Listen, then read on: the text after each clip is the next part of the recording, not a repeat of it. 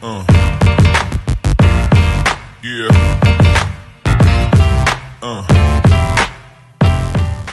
Olá, senhoras e senhores, é com grande satisfação que nós começamos mais um episódio do Pod Pena Cash. Eu aqui, Rogério Mesquita, junto com meu amigo Augusto Braga, traremos para vocês, nossos seguidores, nossos espectadores, mais uma entrevista, mais um bate-papo, um diálogo com um convidado, uma convidada de excelência que muito tem a agregar ao conhecimento das vossas senhorias.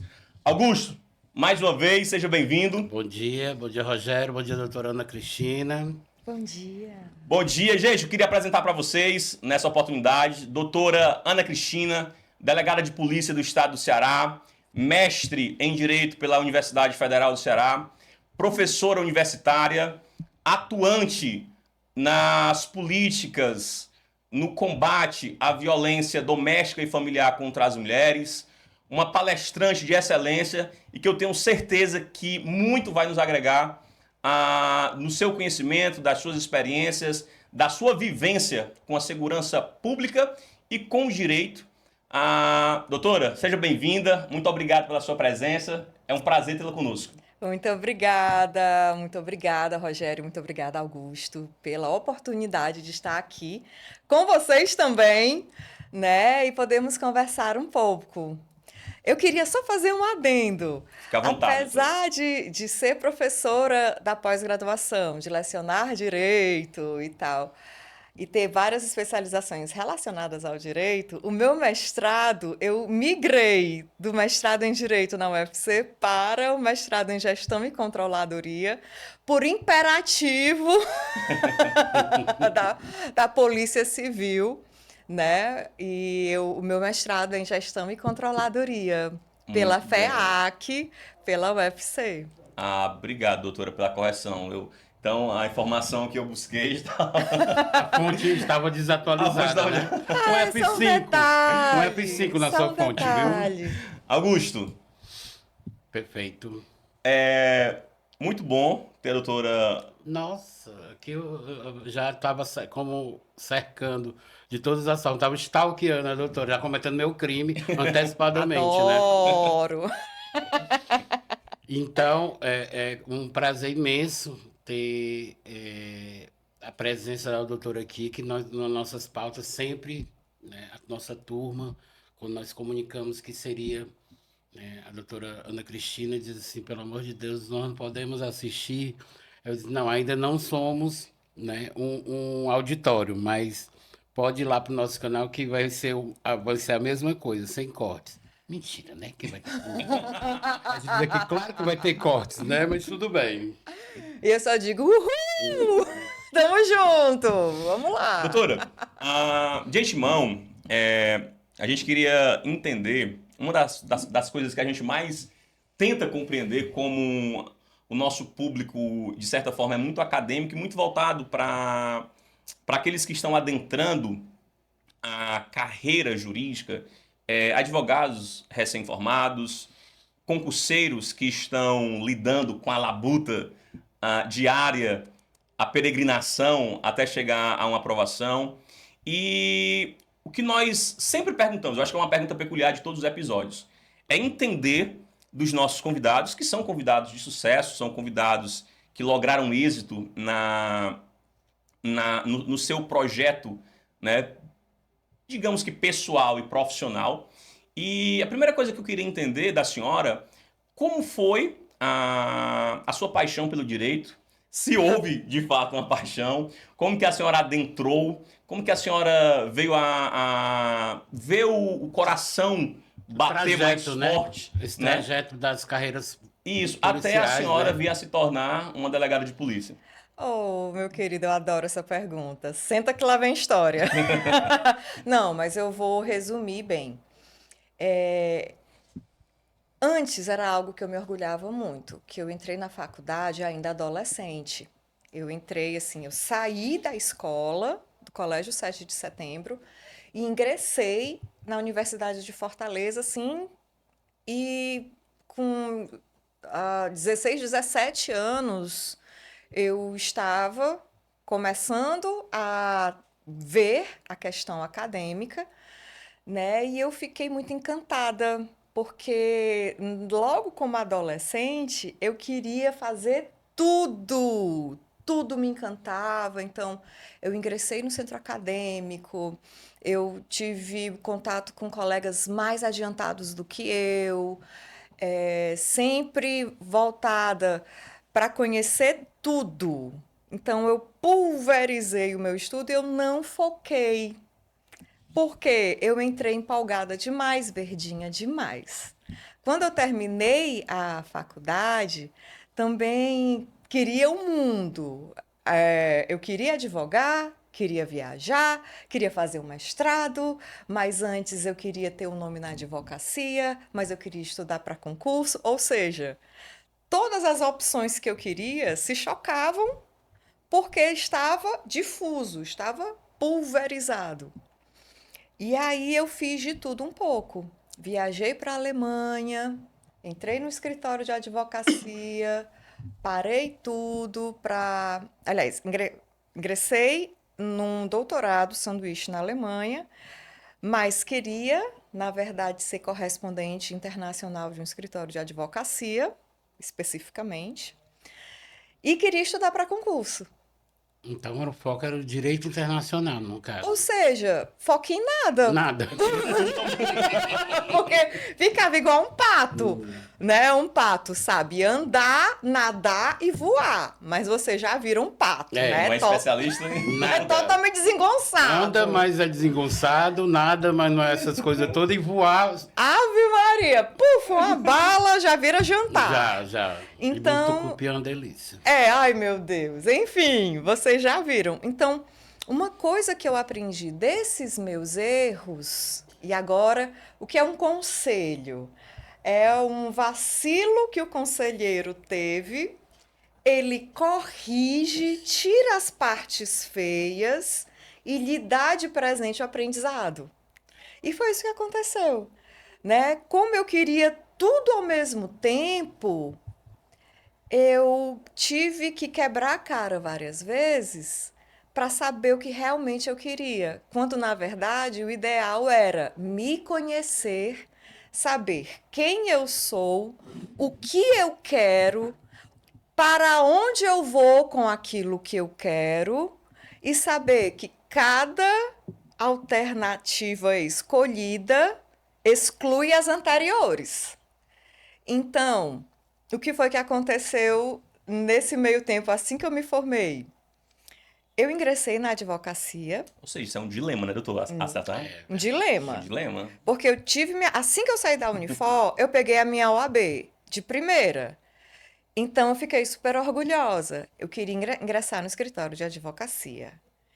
Mas eu queria viajar. Uma placa, né? E eu viajei, eu comecei realmente um doutorado sanduíche na Universidade de Münster, no norte da Alemanha. Só que o meu orientador viu essa minha confusão, chegou para mim com aquela sutileza de um coice que os alemães têm, Tem, disse, sim. o que você quer da vida? Que lição peculiar.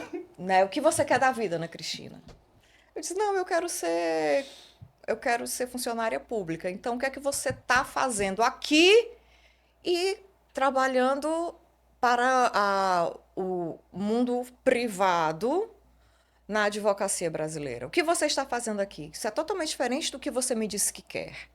Então, eu saí do escritório, larguei, né, por enquanto, estacionei lá a universidade, o doutorado de sanduíche ficou suspenso, eu cometi um crime, né, porque eu deixei meu orientador, que é o que a gente estava falando, Sim. né, você tem praticamente que convencer, seduzir um orientador para poder ter um projeto aprovado, e era pela Alban que eu tinha feito. Não vou dizer há quanto tempo atrás, né? Foi um dia desse. Eu acredito, né? Com certeza. Um dia desse. Então eu disse: não, realmente é o que eu quero, para tudo e foca no concurso.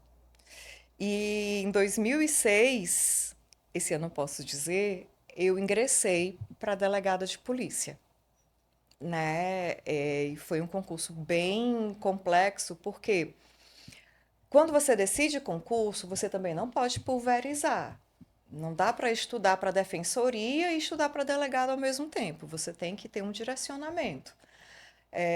Por exemplo, para delegado, a gente fez prova objetiva, no meu edital, subjetiva, oral, teste de aptidão física, teste de aptidão psicológica e títulos.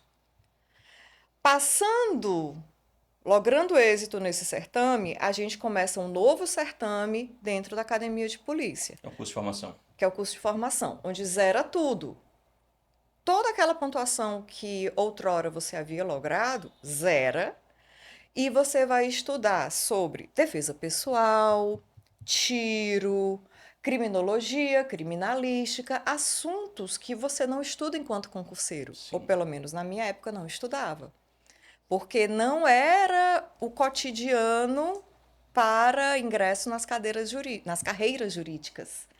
Então, foi um romper paradigmático na minha cabeça, porque eu tive que pensar como policial na academia de polícia. E eu entrei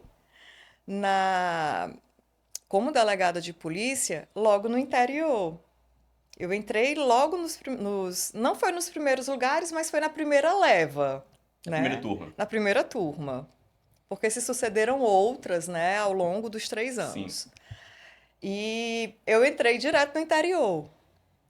E eu sofri o pão que o diabo amassou. Mas nada que um ketchup e orégano não resolva. Temperado desce do mesmo jeito, desce igual, né, doutora? Mas o que aconteceu, gente? Se você conhecer Ana Cristina Lima e Silva, sabe que eu sou filha de coronel, sobrinha de coronéis, porque meu pai tem 2 irmãos. Um, infelizmente, faleceu recentemente. Faleceu umas 2 semanas atrás. E Coronel Gondino? não, Ah, tá. é o coronel Pedro Marcelo. Meu pai é coronel Bosco, ele foi comandante do GAT na década de 90. Então vocês podem imaginar como ele é fofo, ele é um querido. Eu amo. Beijo pro meu papai, que é irmão do coronel Marcondes, né? E nós temos outros delegados federais na família e muitos agentes da Polícia Federal, inclusive meu irmãozinho maravilhoso, que eu digo que ele é o delegado-chefe maravilhoso lá de Araguaína, em Tocantins. Porque a polícia, né, eu digo, não é uma capitania hereditária. Tem 4 delegados federais, eu sou a 5ª delegada, só que eu sou estadual. Só que é concurso público, não é herança. É porque você vê que na constelação familiar, por mais que eu quisesse advogar ou fazer outra coisa, sempre havia algo A me segurança puxando pública ali. para a segurança Se pública. asseava a todo instante, né, doutora? Exato. E foi engraçado porque no interior, em 2009, nós tivemos a interiorização da Polícia Civil. E 50 novas delegacias foram inauguradas pelo então governo do estado. As delegacias eram shoppings, porque era o maior prédio que podia haver em cidades como. Tá me fugindo o nome. Como aquelas adjacentes em Sobral. Ipu, Icó, Forquilha. Massapê, Tem Forquilha Granja. também, né? Forquilha, Granja. Então, era um delegado e um escrivão, ou um delegado e um inspetor, né? Porque era muito precário na época, infelizmente. Isso está mudando, né? A gestão atual está resolvendo esses problemas, né? Então, estou contando o aspecto histórico, por favor. Não estou falando mal da delegacia nem da Polícia Civil, mas apontando o aspecto histórico que evolui com o passar do Sim. tempo, né?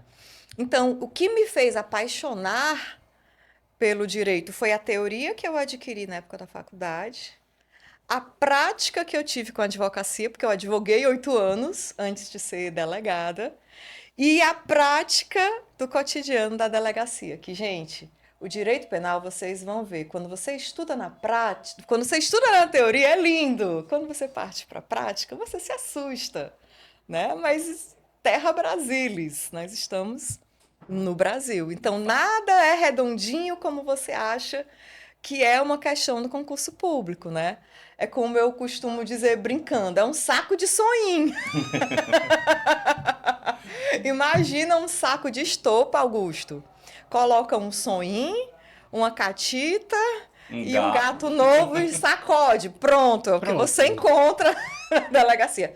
Não faça isso, que é crime ambiental, certo? Isso é metafórico, isso é uma questão apenas para que você visualize a confusão. Uma simbologia cearense, né, doutora? Que nós temos esse costume de fazer essas analogias usando, né, critérios ou então adágios populares, né? Perfeito, Augusto. Não levem na prática. Eu não estou dizendo para você fazer isso, mas é um adágio popular, é uma metáfora para que vocês possam imaginar a confusão que é. E isso é bem particular do cearense, na verdade. Nós somos muito. Nós tiramos muita onda em cima do real, né? Do crítico, né? Tá pegando fogo e a gente completa com um cabaré junto. Queima, cabaré. Queima. E tá intrínseco na nossa cultura, né? Sim, é uma questão cultural, você bem pontuou.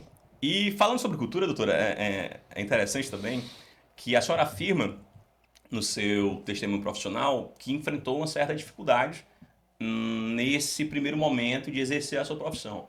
E a sua profissão é uma profissão de um caráter historicamente muito masculina, né? Por que não dizer muito machista? Demais. De anos para cá, isso tem mudado muito. Eu percebo que a Polícia Civil, sobretudo, tem sido objeto de carreira de muitas mulheres. E é impressionante a quantidade de mulheres que têm adentrado ao quadro das polícias civis e federais do nosso país. Mas, em 2009, se não me falha a memória, quando a senhora assumiu, isso provavelmente não era uma realidade tão latente.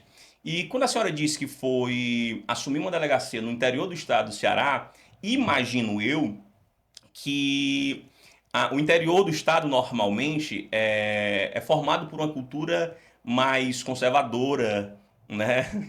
Mais machista, né? Então, assim, como foi para a senhora lidar, porque imagino eu que o imaginário popular do ambiente que lhe circuncidava era um imaginário de fragilidade. Quando via uma mulher, né, como delegado de polícia exercendo uma função que era capaz de fazer cercear a liberdade de alguém, talvez vissem como alguém frágil, alguém que exercesse a sua profissão com medo, né? Então eu queria saber da senhora como foi esses desafios.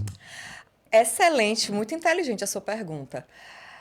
Gente, o seguinte, o Brasil, ele tem um Estado democrático de direito muito novo, muito jovem. Sim. Porque de 1988 para cá, nós temos o Estado democrático de direito, aonde são assegurados direitos e garantias individuais de cunho universal, ou seja, para todas as pessoas. Nasceu de um ventre feminino e respirou, gente, já faz jus a direitos humanos que estão esculpidos em leis como a Constituição, direitos fundamentais. E de 88 para cá, nós temos que o delegado de polícia ele é garantidor da execução de direitos e a justiça criminal começa na delegacia. Né? A partir do boletim de ocorrência, reportando um fato criminoso, ali se dá o primeiro passo. Então, sob uma ótica legalista de 1988 para cá, o delegado de polícia ele é um agente do Estado que traz consigo, representando o Estado, o monopólio da força, com o uso progressivo e moderado da violência para cessar uma injustiça e restabelecer a ordem social. De 1988 para cá, é isso que nós temos. Por isso, muitas mulheres têm ingressado para que elas tanto possam sentir que mulheres podem ter autoridade, tanto quanto homens. Mulheres têm capacidade, sim, tanto quanto homem, de manusear uma arma, aplicar a lei e fazer a mesma coisa que qualquer homem faz dentro do Estado democrático de direito. Vírgula. Contudo, antes de 88, nós temos um período ditatorial, arbitrário, abusivo, que foi regido por atos institucionais. Então, por muitos anos, o Brasil teve uma polícia política, onde uma polícia passava a caçar e perseguir supostos subversivos, pessoas que eram subversivos ao governo. Então, nessa polícia arbitrária, havia o interrogatório no pau de arara, havia tortura, havia uma série de coisas que hoje são absurdas e que a lei coíbe, a lei proíbe, mas era muito comum. Né? Infelizmente, nós passamos muito tempo com uma polícia arbitrária, política e, infelizmente, corrupta. Estou falando de história, tá? Pré-88, pelos idos de 60, 70. Infelizmente, a Comissão da Verdade vem apontando isso. Então, no interior do estado, as pessoas, no intuito de quererem me elogiar, diziam, Rogério, doutora, a senhora não parece delegada. Aí perguntavam, quantas pessoas a senhora matou? Gente, pelo amor de Deus, eu não matei ninguém. Se eu precisar usar minha arma, vai ser em legítima defesa minha ou legítima defesa de terceiros. Ou seja, naquelas situações de excludente da tipicidade, elencadas ordinariamente no artigo 23 do Código Penal, ou não legalmente, mas doutrinariamente, né, de forma extralegal, numa situação que seja justificante. Eu não vou pegar a minha arma, apontar na cabeça de uma pessoa e diga, confesse o crime. Como, infelizmente, a história aponta que já aconteceu. Então, vivemos uma mudança paradigmática de um Estado arbitrário para um Estado democrático. Por isso essas perguntas, por isso esses comentários. E aí outra pessoa chegou para mim perguntando, a senhora prefere colocar o saco molhado na cabeça ou pendurar de cabeça para baixo quem quer interrogar? Eu digo, de jeito nenhum, pelo amor de Deus. Aqui a gente zela pelo Estado Democrático de Direito. E ao invés de usar a força dos músculos, eu prefiro usar os meus neurônios. E usar de técnicas de interrogatório e usar outros elementos que passem a perseguir a verdade e não uma pessoa. Quer dizer, é isso que a lei propõe. É isso que, como executor da lei, eu devo fazer. Augusto Braga, Pois não. satisfeito com a história de vida? Gente, Ou nós ainda vamos fomentar mais de Nossa, conhecimento e tem experiência da muito. doutora Ana Cristina? Tem muito para sugar daí. Eu me lembro bastante, vou até reportar a um evento no começo do ano, lá no mês de maio, que é o Congresso de Penal. Foi Nosso ótimo. amigo Alan Christian, sinal, Fantástico. convidado. Estará aqui conosco. Alan, você tem que vir para cá, Tem. viu? Ele vem, Venha! Né? Só que o homem, você sabe, né, doutora? Ele é mega, um mega... Ele é universal, né? showman. Não, eu tô convindo soteropolitano, tá vendo um negócio desse como um cosmopolita, Ele é cosmopolita. né? Ele é Incrível. cosmopolita, porque o cara, hoje ele deve estar pela Europa, né? Pela Espanha, tem Salamanca, tem Fortaleza, que é o nosso maior congresso. Eu creio, eu arrisco o Expo Direito. Muito obrigada por convidada. Feliz da vida. Então, eu assisti a sua aula naquele dia do Do Congresso? Congresso E, e como é você proferir uma palestra? Uma coisa você está falando aqui para um público diverso, né? Qualquer pessoa vai acessar ou interpretar.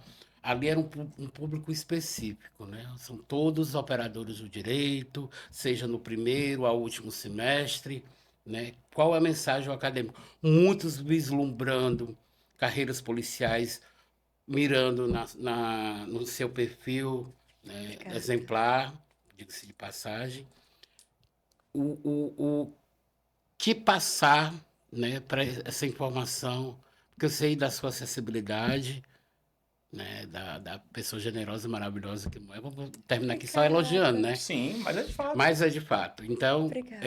qual a mensagem que chega para esse ou essa especificadamente por conta que como as mulheres não tinham tanto exemplo feminino, principalmente em carreiras policiais, né? Hoje nós temos um cenário que eu acho que Fortaleza tem um privilégio muito grande de ter Sim. uma doutora Ana Cristina, uma doutora Ana Vitória Escorel, maravilhosa Maravilhosa! também, por sinal, convidadíssima. Eu sei que Ana o povo Vitória, é por cheio de favor, agenda, venha né? pra cá. A gente vai trabalhar Você com um calendário precisa aqui vir um pra dia. cá, Ana. É interessante, Augusto, a gente sempre tem intercalado entre o princípio da paridade aqui, é um princípio de fato. A gente tem De sempre fato. intercalado entre mulheres e homens, porque nós queremos levar o conhecimento e a troca de experiências de forma isonômica, né? Isonômica. E é justamente isso que o Augusto pontuou.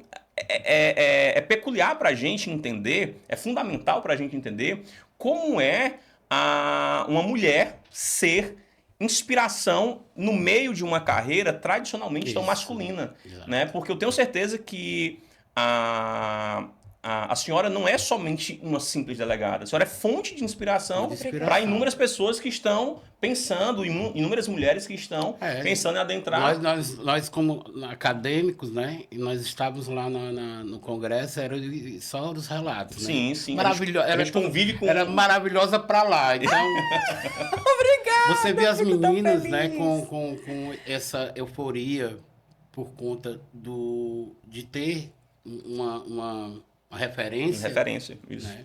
É bem atípico de anos atrás. Eu creio que quando a doutora ingressou, ela foi na raça, né? E no instinto, porque já tinha um ambiente familiar já propiciando a inspiração dela. Mas não tinha mulheres inspirando, Sim, sim. né?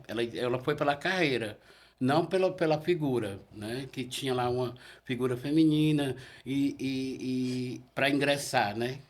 E sem saber nenhuma referência de como seria, né? O trânsito dela dentro do Tratamento, isso, a forma de ser exatamente, né? vista, né? Como é que ela iria impor, né? Se fazer valer da autoridade que Sim. ela é, né? Ai, eu quero só fazer um adendo aqui e agradecer de Ai, meu coração, Deus. de coração mesmo. Tanto a vocês pelas generosas palavras, né? Quanto ao público que foi assim, ó, de coração mesmo. E eu tive essa dificuldade, Augusto, você tem toda a razão. Porque, primeiro, na época que eu estava me descobrindo, não havia o acesso às redes sociais como existe Como hoje, hoje, né? né? Mas eu confesso que eu tive uma inspiração, sim, numa irmã do meu pai, que é a doutora Rejane Maciel Sales. Hoje ela é secretária de segurança do Eusébio. Inclusive, ela foi premiada, e aqui eu mando um beijo, tia Rejane, maravilhosa, que eu amo tanto. Ela reduziu em 50% a criminalidade no Eusébio, foi premiadíssima, né? Inclusive esse ano, sobre o tipo de gestão na segurança pública que ela vem implementando. Então, o que eu fiz? Peguei exemplos como ela e escrevi livros, escrevi artigos sobre. Essa palavra está muito em voga e é bem coloquial. O empoderamento das mulheres e principalmente a força das mulheres nas gestões policiais. Porque o que eu quero deixar bem claro é a isonomia. Mutatis mutandis, né? Obviamente, homens e mulheres são diferentes biologicamente, né? O homem tem mais força física, mas a mulher compensa com outro tipo de característica. E, no caso, eu publiquei 3 livros, sendo o que eu acho o melhor de todos, chama-se Mulheres na Polícia Judiciária, do Gabinete às Ruas. Então, a gente escreveu com, inclusive, a secretária de Segurança Pública do Piauí, que é delegada do estado de lá. Foi uma seleção, um convênio com outras delegadas, onde nós redigimos a respeito da nossa realidade. Então, teve uma delegada do Amazonas que falou sobre o uso da tecnologia na investigação em meio à mata e o combate aos incêndios. Outra redigiu a respeito do enfrentamento à violência contra crianças e adolescentes, né? Então, cada uma escreveu sobre a sua realidade. Graças a Deus, eu fui selecionada para participar desse consórcio e escrevi a respeito. Assim como, recentemente, eu cheguei de um Congresso Internacional de Direitos Humanos. Aí o pessoal estranha, polícia com direitos humanos? Claro, tem tudo a ver, a partir do Estado Democrático de Direito. Não vamos pensar em polícia truculenta, vamos pensar em polícia legalista. Então, esse Congresso Internacional de Direitos Humanos me possibilitou aí dar um simpósio e aprovou um artigo internacional onde eu trato de um caso concreto na Polícia Civil de gestão feminina, onde eu rendo louros a uma gestão de mais de 30 anos que 2 pessoas, 2 mulheres na Polícia Civil vêm implantando e vêm funcionando. Eu tenho todo respeito às doutoras Sônia Amaral e Sônia Regina.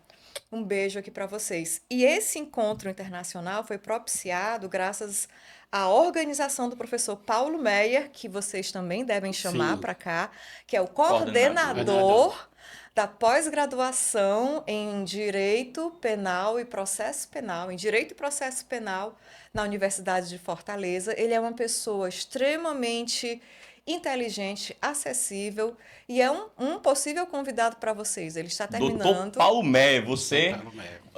É o cara. O seu WhatsApp vai pipocar. Doutor Paulo Meyer. Eu vou no direct, é mais rápido. Olha, ele já vem fechando 20 turmas nessa especialização, é fantástica. Eu agradeço demais o convite dele. Todas as turmas eu estou Quem lecionando. sabe nós estaremos nas próximas turmas, né, Augusto? Eu já estava paquerando com a turma, né? Então... Olha aí, olha aí. Eu leciono aspectos críticos da teoria do crime, com uma ementa que foi construída a várias mãos, né, pelo professor Paulo Meyer, porque o que nós queremos? Pegar a teoria do crime, que aparentemente é tão acadêmica e às vezes até maçante de você ler, e você pegar essa teoria e aplicar na prática, Sim. na defesa, na acusação, ou mesmo como magistrado, né, fazendo aquela lógica hegeliana da Sim. triangulação processual, onde o juiz analisa a defesa e a acusação, né? A tese de defesa será analisada com a antítese de defesa para que o juiz possa resolver nesse triângulo. Então, a gente usa a teoria do crime com esse aspecto prático. Então, Tese, gente... antitese e síntese, né?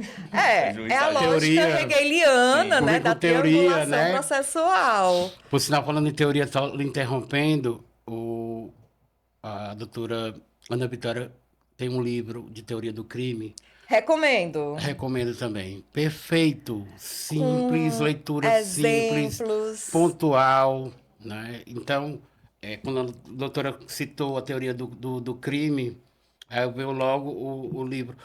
Que inclusive está na minha bibliografia. É extensa a bibliografia das nossas aulas em teoria do crime. E esse livro que o Augusto está falando, eu quero que você fale mais a respeito, porque merece. Merece mesmo todos os louros e elogios. As academias não fazem um resumo tão simples e objetivo, acessível, né?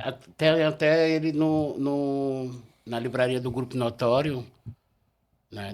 Novamente nosso amigo Alan Christian. Fantástico, Alan. Né? E o livro dele também, viu? Ótimo marketing jurídico. Precisamos. Isso, né?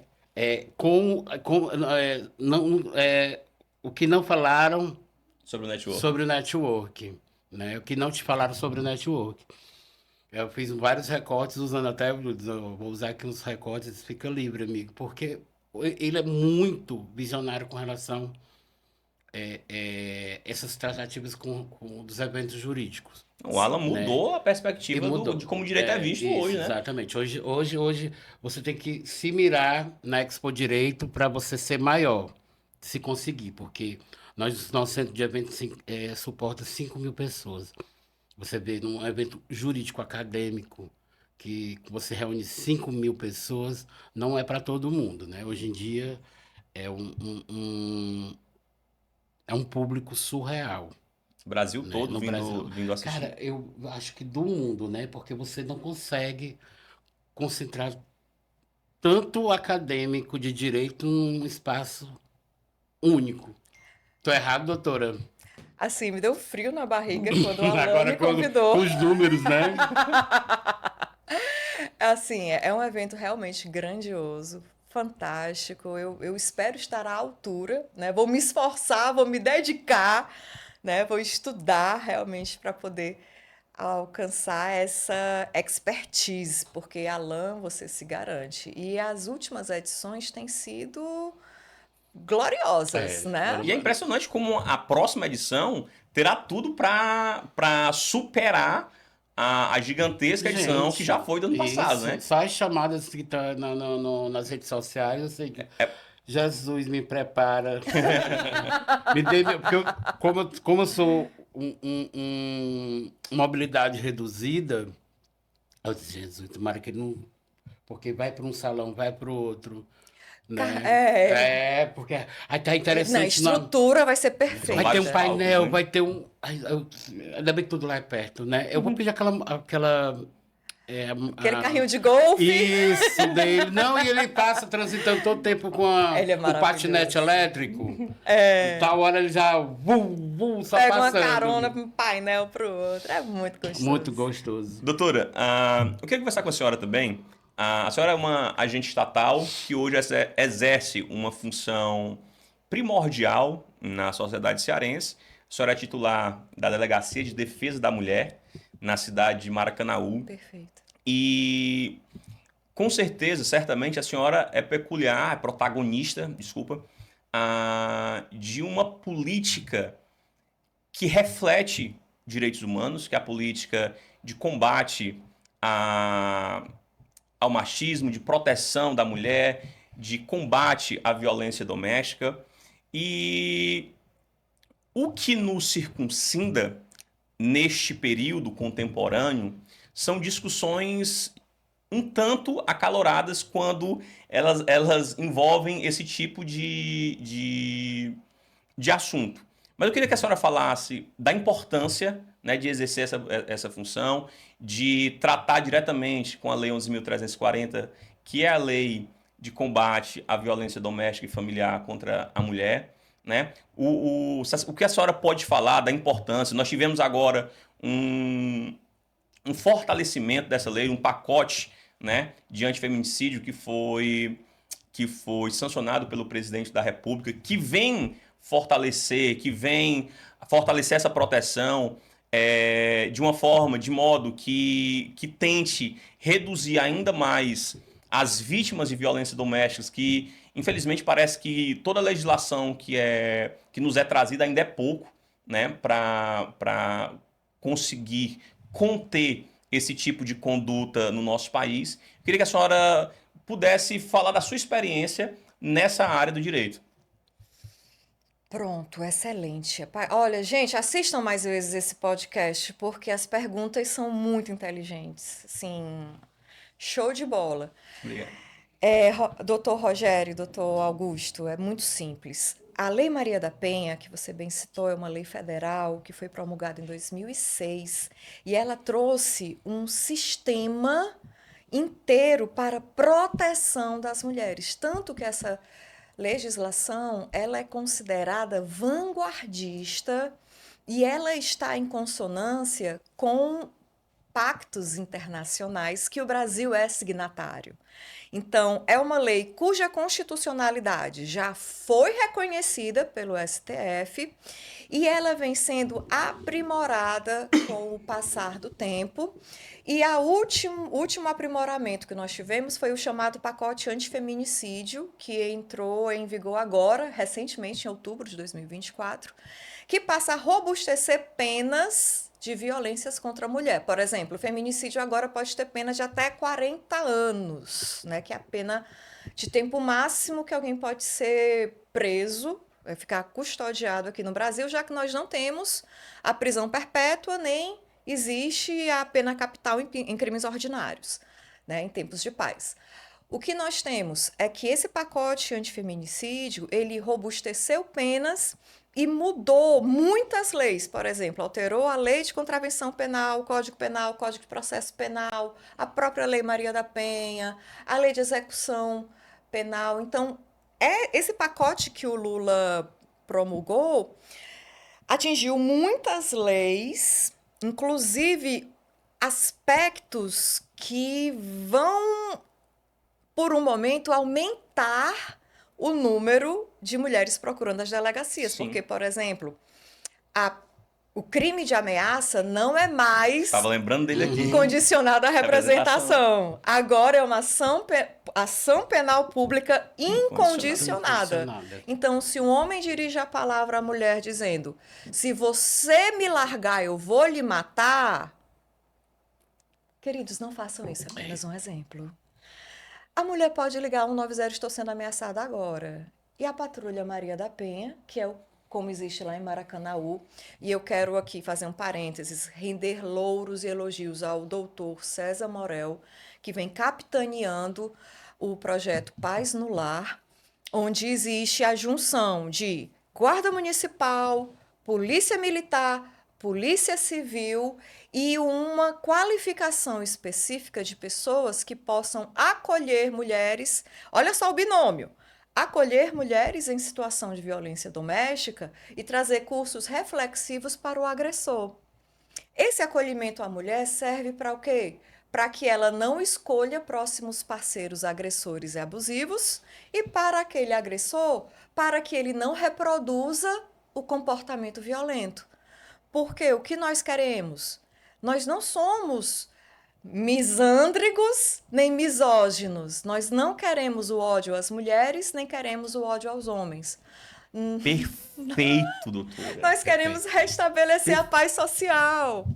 São famílias. Aquele homem ameaçou aquela mulher porque talvez ele tenha ouvido isso do pai, que ouviu do avô, que reproduziu um comportamento. Então, é um ponto de vista cultural, educacional que precisa ser mudado. Não é encarcerando um pai de família que, no momento de raiva, falou uma besteira. E também não estou minimizando aqui não, tá? Mas eu estou dando um exemplo que é importante que a gente cultive uma educação, mude as cabeças para que a gente não reproduza mais nem o comportamento de vítima, nem o comportamento do agressor. E nem que a vítima faça revanchismo, inventando histórias para punir quem ela quer, desfazendo o objetivo da Lei Maria da Penha. Doutora, perfeito. Em tempos de polarização e tempos de um ataque ao bom senso e ao equilíbrio, a sua voz é perfeita, porque é justamente isso que eu percebo. Os ânimos estão tão aflorados por conta da influência ideológica que está beirando a insanidade a ambos os lados, que é justamente isso que nós percebemos. A falta de equilíbrio no debate jurídico. E quando nós falamos do direito, essencialmente o direito penal, é a força coatora do Estado que reflete na privação da liberdade de alguém. E assim, quando a senhora falou deste equilíbrio, a mulher tem que ser protegida. Eu sou formado em teologia, em filosofia, então assim, eu estudo a história do Brasil há pelo menos, eu acho que uns 8 anos. E essa questão da vulnerabilidade da mulher é um fato, meu querido. Você, eu vou até dizer assim, você é Red Pill, não adianta você questionar isso é um fato, tá? Histórico. Legal. Né? Sobretudo o nosso país, que é um país, o maior país, claro que isso não é nenhum preconceito à religião, mas nós somos o país mais católico do mundo, nós somos o segundo país mais evangélico do mundo. Então, dentro da nossa formação, cuja a Bíblia foi tida como um objeto de educação civilizatória na origem do período colonial, eu sou teólogo, mas é claro, é visível como a mulher é tratada, como a mulher é tratada naquele período. E nós somos, invariavelmente, reflexo dessa cultura. Então, assim, o patriarcado, né? Defender a mulher, defender o direito da mulher, defender a igualdade material, a isonomia da mulher ser tratada igual ao homem, isso é uma necessidade, isso é um fato. Isso não é opinião, isso é um fato, né? Mas assim, doutora, o que eu percebo nos dias atuais é também muitas, ou algumas, não vou dizer muitas, mas algumas mulheres, muitas vezes eu acredito que a senhora também tenha contato com isso. Pessoas que fazem do abuso de direito. Até que ponto estas pessoas que usam do argumento de ser protegida, desvirtuando a Lei Maria da Penha, podendo prejudicar, às vezes, eu falo muito querendo, isso, não? justamente, às vezes, aproveitando de um certo direito penal do inimigo que há na perspectiva do judiciário brasileiro contra o homem, né? Porque às vezes, sim, doutora, quando há uma acusação contra o homem, eu acho que a senhora se depara rotineiramente com esse tipo de questão? de fatos, né? Que com certeza chegam à sua delegacia. Eu concordo, é óbvio que tem que impor uma medida protetiva, porque não vai dar tempo a formar todo um processo penal, colher as provas, para ver se aquele homem agrediu ou não aquela mulher, ameaçou ou não a ela, para só depois impor-lhe uma medida de segurança. É claro que a medida de segurança ela tem que ser imposta. Medida protetiva de Desculpa, urgência. uma medida protetiva de urgência, desculpa. Medida de segurança é contra o inimputável.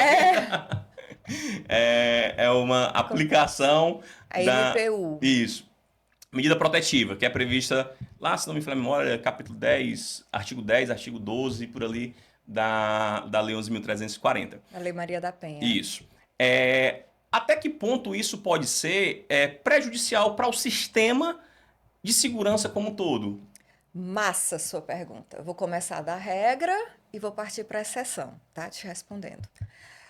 Como você muito bem falou, o nosso marco civilizatório foi cristão e bíblico. O que é que ele diz?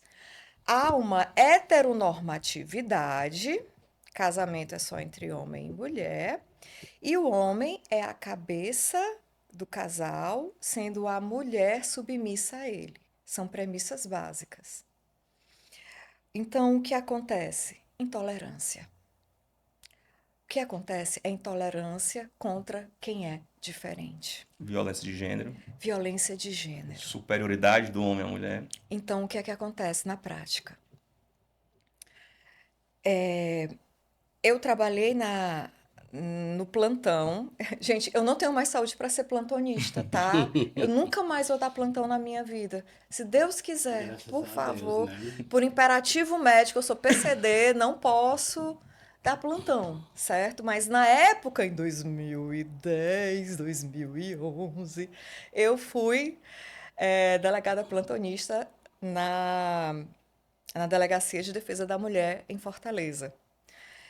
E quando a composição policial nos trazia e eu interrogava o homem, é óbvio, desde a Constituição de 88, há o direito ao silêncio. Então, a gente dá ao preso todas as prerrogativas legais que ele tem. Olha, você tem o direito de permanecer calado. Não existe essa história de tudo que você falar vai ser usado contra você no tribunal. Não, isso é enlatado americano, não tem nada a ver, tá? Isso. Aqui nós temos o direito ao silêncio, inclusive ele pode dar a sua versão de defesa, né? É a oportunidade do interrogado. Era muito comum os interrogados falarem e justificarem indignados. Eu já tive que ouvir o seguinte, gente. Doutora, a mulher com o olho inchado de tanto levar soco, né? Essa mulher mereceu apanhar. Ela não sabe cozinhar. Ela quer me matar do coração, essa comida tá salgada demais. Aí eu digo, você acha que você precisa bater nela? Aí a mulher chega, doutora, não prenda meu marido não, eu mereci. Eu mereci ter apanhado. Ou seja, nem ela, toda agredida, se vê como vítima, e ele, como agressor, não se vê como abusador da lei. Porque nesses idos de 2010, que a Lei Maria da Penha ainda era pouco, entre aspas, né?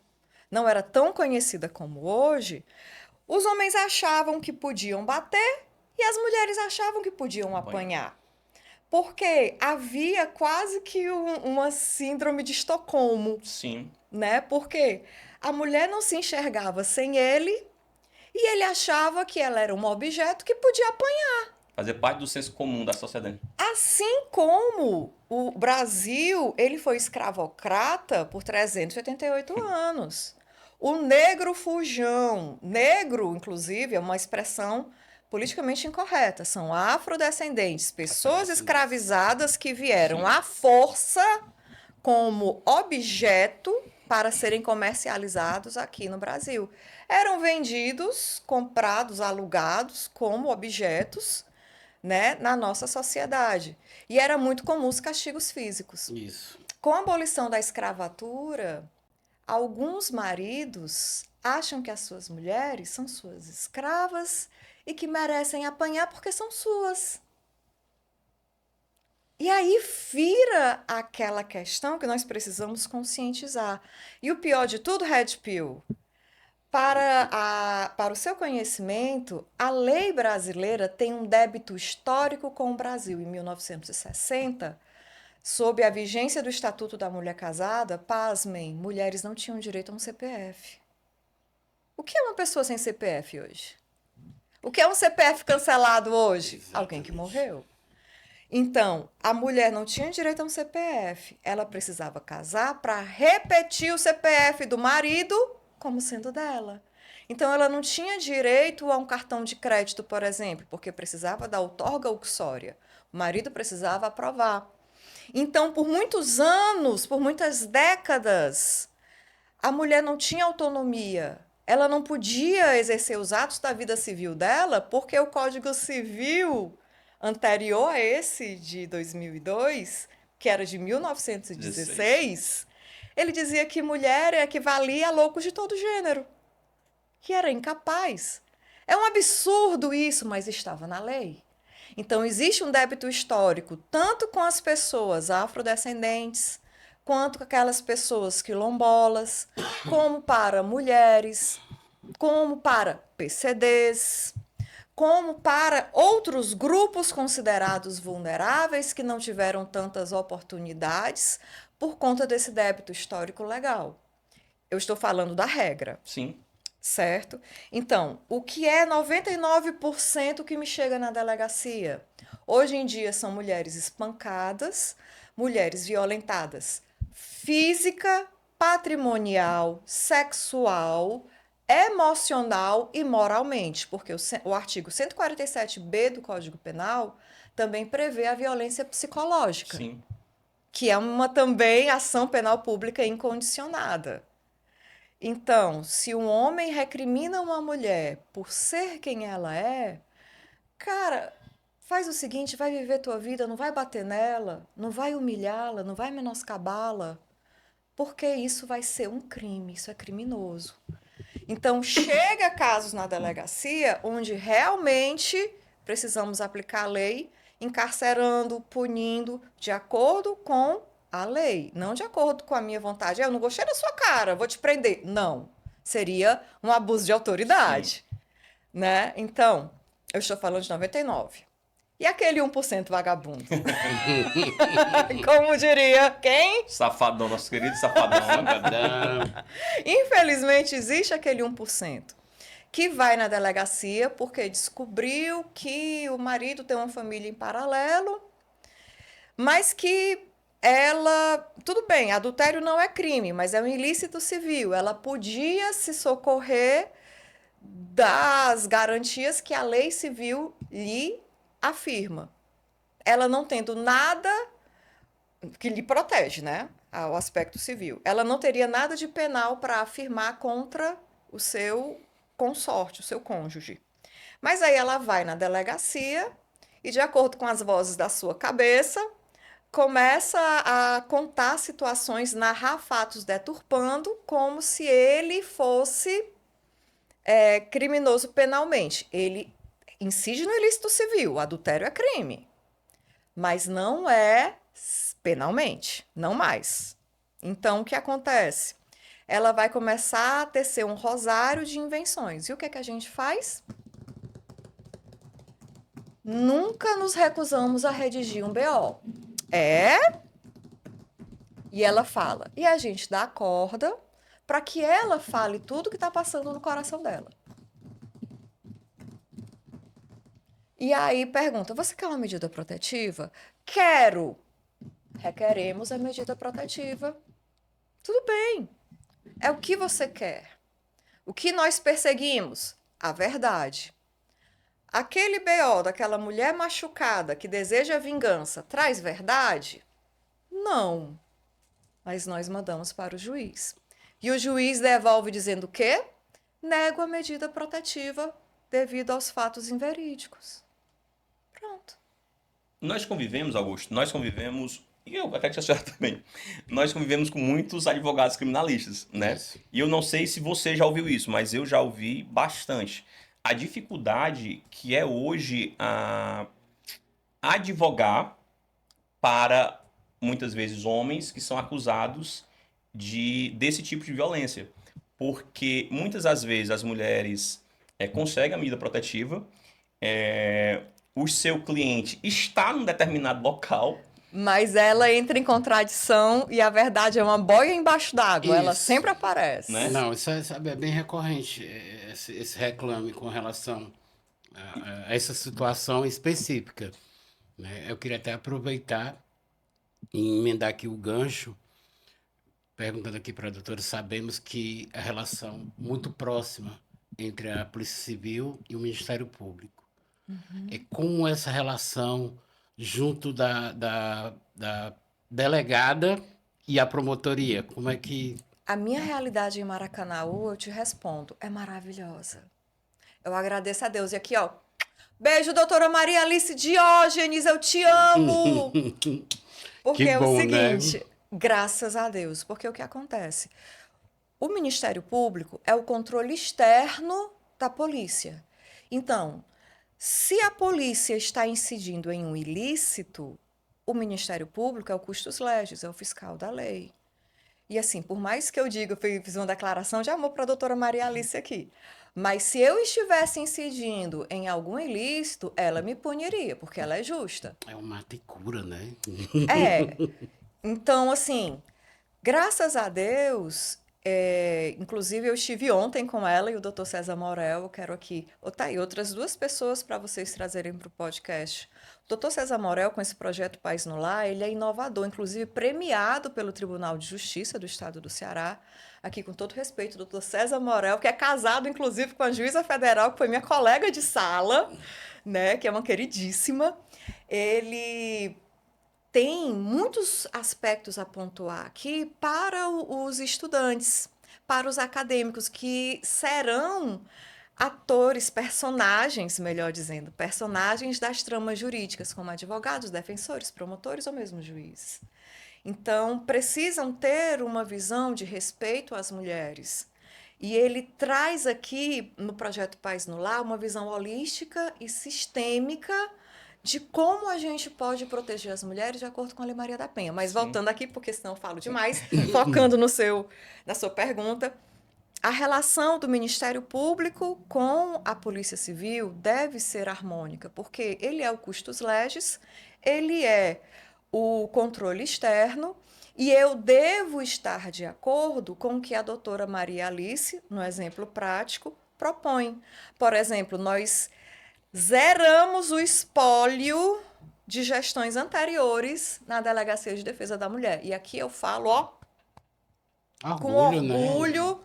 agradecendo a Deus, ao trabalho de equipe, e nós zeramos o espólio deixado por delegados anteriores, porque, gente, é um tsunami de papel.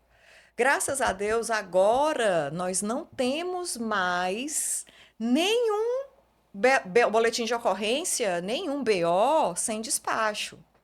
Então, todos os BOs foram analisados, foram remetidos à doutora Maria Alice, ao doutor César Morel, que receberam enxurrada e agradeceram, porque é o que nós temos.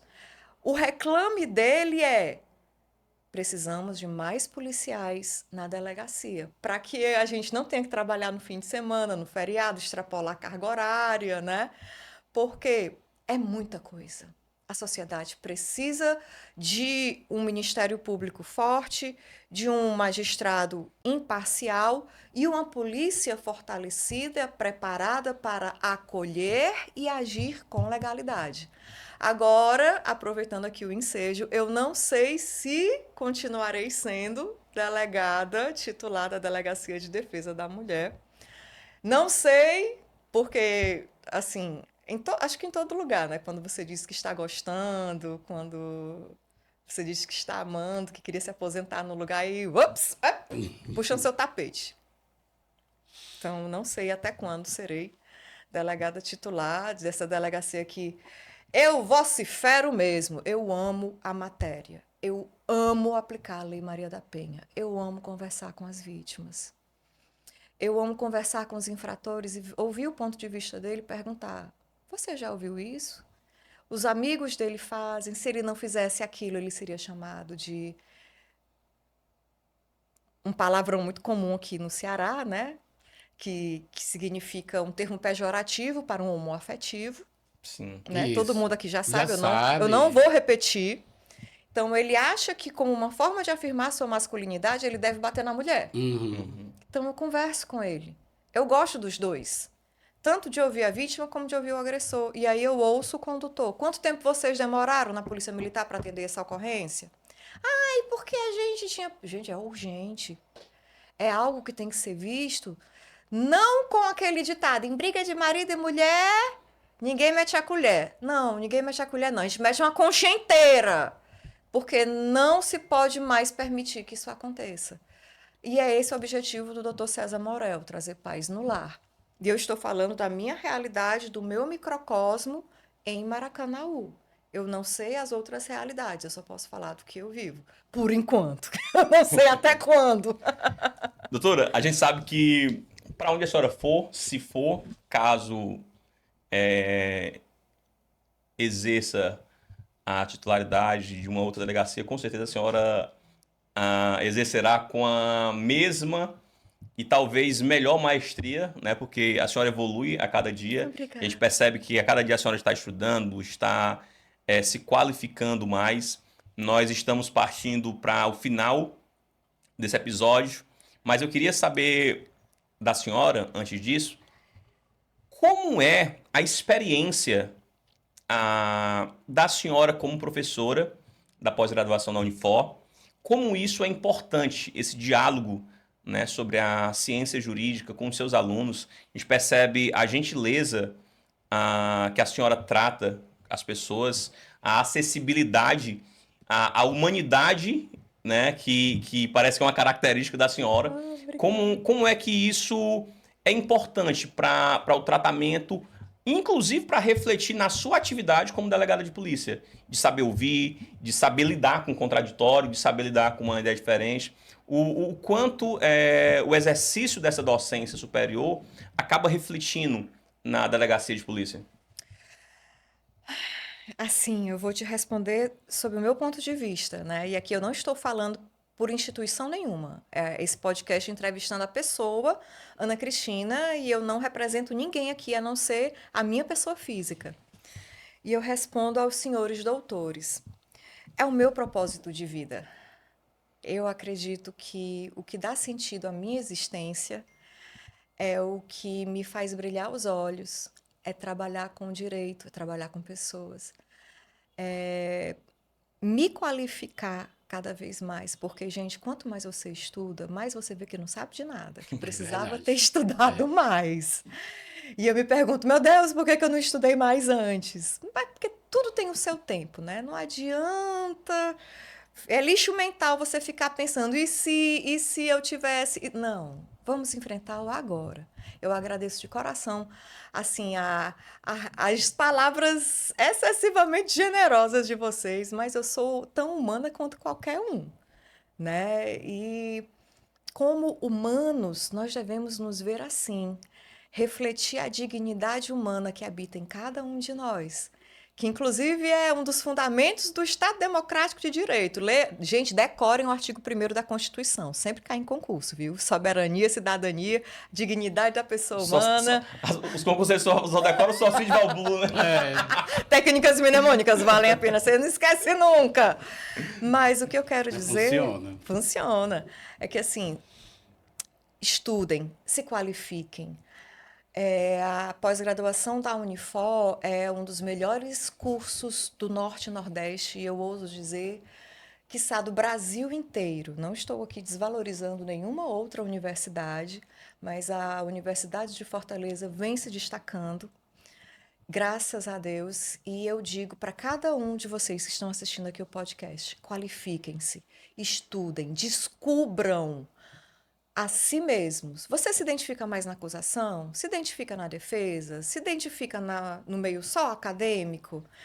Você tem que saber quem você é, para onde você quer ir, para que você se posicione e seja feliz. Hoje, o meu propósito de vida é esse, trabalhar com grupos vulneráveis, né? É diferente de, por exemplo, uma pessoa que trabalha no combate ao tráfico de drogas, ele vai ter outra postura. Que trabalha na investigação de homicídios, vai ter outra postura. Então, como eu me identifiquei no grupo de vulneráveis, na defesa de grupos vulneráveis, que não inclui apenas mulheres, mas crianças, adolescentes, idosos, pessoas com deficiência, até porque eu sou uma pessoa com deficiência, não visível, mas eu sou fibromiálgica, eu agradeço o espaço e eu peço, multiplica, Senhor, por momentos como esse, viu? Vocês estão de parabéns pelo espaço. Eu me sinto honrada de estar aqui, de poder falar um pouquinho sobre a nossa realidade. Quero agradecer aqui meu namorado maravilhoso pela paciência de estar aqui nos bastidores. Ele está de férias, né, doutora? Oh, meu Deus, Oh, o meu último dia de Deus. férias dele. Ele está aqui. Mas, de repente, é uma praia, né? Interpretação, né? Sempre Pois é olha aí, bem-vinda. ele está se divertindo nesse nosso colóquio. Muito obrigada, gente. Muito Por obrigada. nada, nós que agradecemos, assim, esse momento, porque nós sabemos essa disposição, né? De ter uma brecha na agenda, num tempinho, né? Eu sei que a doutora saindo daqui vai direto para a Delegacia. delegacia. Então, Então, direto. essa otimização do tempo para nos prestigiar por isso que falta. Todo elogio é pouco, né, pouco, Rogério? isso, claro. E é como eu Obrigada. costumo dizer, aproveitando o gancho da doutora, eu sempre costumo dizer para as pessoas, nunca me procure onde você me deixou, porque eu nunca vou estar sempre, Muito bem. né, o mutável, porque se Educação, a educação te leva para cultura. lugares que você nunca imaginou se você não começar, né? Então eu sou um defensor sobre isso, eu sou uma prova disso, né? Eu tenho um histórico de colegial não tão, né? Como desagradável aos olhos, né? Minha mãe sofreu tanto, coitada, deitando trabalho naquele ensino médio. Por isso que, no alto dos seus 90 anos, eu cuido dela, assim, maravilhosa, assim, os meus amigos me acompanham e se encaixam, né, com essa minha rede de apoio com meus amigos que revezam, né? Tem uma amiga minha, Lidiana Gomes, que é inspetora de polícia e tá a hora de Lid, por favor, dá um help. Ela vai lá, segura, Que fica, lindo, né? Lindo, Então, lindo. Fica com a mãe dele fica pra com ele minha vir. mãe para me vir para um outro local, Compromisso. né? Então fica muito, obviamente tem que estar na folga, né? Então quando não tem uma tem outro, quem vai um vai outro e assim vai, né? Meus amigos cantores da noite, né? Que então todo mundo agradeço essa rede de apoio e essa minha determinação por estar também. Não adianta a gente vislumbrar se não for entrar em ação, né? Então Lindo. é sobre isso que a gente tem que não se vitimizar tanto, mesmo nós sermos vítimas de vários fatores, de várias coisas, como a doutora também sou PCD, né? Hoje eu sou PCD, né? Demorei para me aceitar Aceitar a minha condição. essa nova condição, mas tá tudo sendo muito bom, maravilhoso. Depois que eu entrei na academia, me proporcionou outra visão. Eu sou de formação da área de saúde e é tudo diferente, mas a loucura é a mesma. Doutora, muito obrigado. Obrigada. A senhora não tem... Eu acredito que a senhora não consegue mensurar a nossa felicidade de compartilhar com a sua competência, com a qualidade do seu ensino, pela referência que a senhora é. E eu tenho certeza que os nossos ouvintes, os nossos espectadores também terão o prazer de assisti-la e conseguir vislumbrar na senhora uma referência de delegada, de profissional, de operadora do direito, mas, sobretudo, de um ser humano que reflete as suas qualidades nas pessoas. Muito obrigado. Obrigada mesmo. Gente, assistam que aqui tem qualidade, viu? Seja meu aluno na Pós-Unifor, estude para concurso e seja meu aluno na Academia Estadual de Segurança Pública, certo? Como policial militar, policial civil, PFOS ou bombeiros. Porque a nossa academia de polícia, inclusive, que é dirigida, outra pessoa para vocês trazerem para cá. Oh, meu Deus, não consigo terminar esse podcast. Dr. Leonardo Barreto, que é um delegado de polícia, assim, de elevada expertise. Ele é o diretor da Academia Estadual de Segurança Pública, né? É um fato inédito. Professor diretor... na pós da Unifor Ele também, professor. sim, somos 3 delegados na pós-graduação. O doutor Leonardo Barreto, que é diretor da ESP, professor. Inclusive, quando ele não pode, ele me pede, Tininha, socorro. Eu digo, vamos lá, tamo junto. Eu dou algumas aulas, quando ele não pode, no lugar dele. Somos eu, Leonardo Barreto, e doutor Márcio Rodrigo Gutierrez, que é o delegado geral, né? E aí, recentemente, eu pedi para a doutora Ana Vitória me cobrir em algumas aulas, e a Ana Vitória foi maravilhosa. Eu espero que ela venha a ser professora da casa. Temos na graduação o doutor Nartan Andrade, que é fantástico. Promotor de justiça. Não, Nartan Andrade é delegado. Tá, desculpa. Ele é delegado. Doutor Natan, que é... É o Natan que é promotor. O Nartan Andrade, Verdade. que é do bacharelado em Direito. E a doutora Yasmin Ximenes, que é uma poliglota maravilhosa também, que foi minha professora, que eu agradeço demais também, como delegado de polícia e professor da Unifor. Vamos pedir um merchan para a Unifor, né?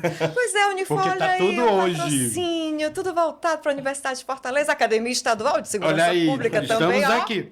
Unifor, estamos aqui Destino também. está nos apresentando.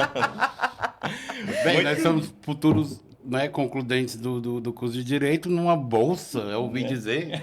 Oi! sabe? Oi! Oi! Roda! Joga pro universo que volta! Volta. Senhoras e senhores, mais uma vez, muito obrigado. Obrigado ao meu amigo que divide comigo sonhos, projetos e esse podcast, Augusto Braga. Problemas também, viu? Problemas também. Se duvidar, é o que nós mais dividimos, né, Augusto? A doutora Ana Cristina, que nos deu a honra de compartilhar conosco essas ricas experiências. Você não pode perder esse episódio. Inscreva-se no canal do Pod PenaCast no YouTube. E siga o nosso Instagram. Chama os amigos, né? Siga, mande para os amigos, envie o aviãozinho lá para o colega. Segue o Instagram da doutora Ana Cristina, @prof.anacristinalima. Segue, por favor, vou adorar, vou ficar super feliz. Você já segue aqui, Rogério Mesquita, Augusto Braga. Muito obrigado. Fique ligado nos próximos episódios. Foi um prazer estar convosco. Pode Pena Cast no ar mais uma vez. Vamos brindar? Uhul! Saúde aí. Acabou minha água, Luiz. Olha o fake.